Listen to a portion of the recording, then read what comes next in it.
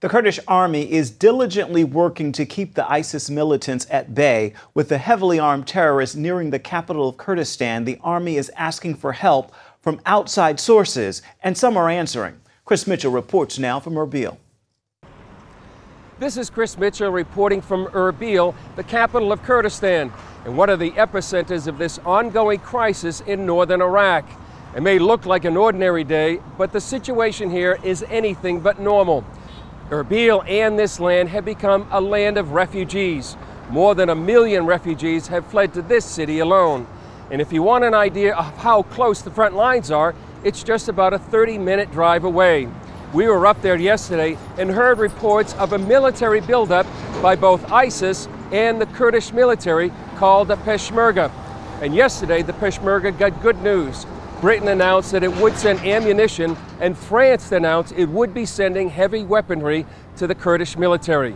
Heavy weapons are very important to the Peshmerga. Commanders have told us that ISIS is able to shell them while staying out of range. The equipment used by ISIS was plundered from the Iraqi army that was originally supplied by the United States. The U.S. airstrikes have continued, and that's been a big boost to the Kurds. In fact, about 10 days ago, many Kurds felt ISIS would attack Erbil, and some even fled the city. The Pentagon announced 130 advisors would be sent to the region, and one of their goals is to help rescue the thousands of Yazidis stranded out in Mount Sinjar.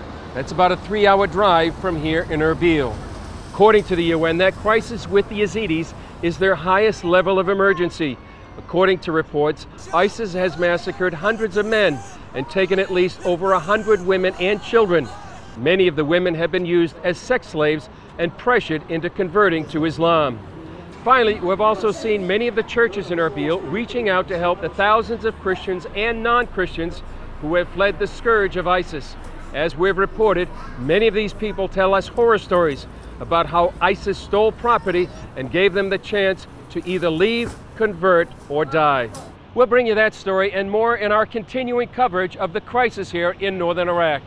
Chris Mitchell, CBN News, Erbil, Kurdistan.